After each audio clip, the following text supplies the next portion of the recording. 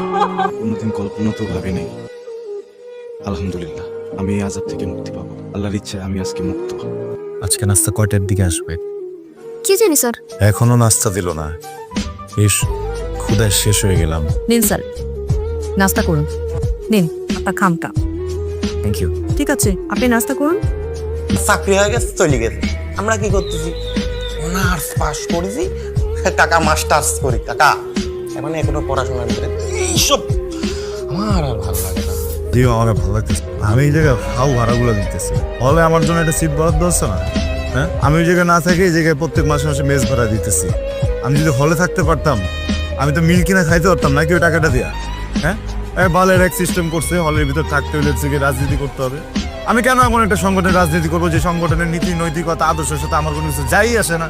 হ্যাঁ, কোনো কিছু কোনো ঠিক নাই, যাতে কোনো মূল্যবোধ নেই। এটা কেমন কথা আমার বল? হ্যাঁ,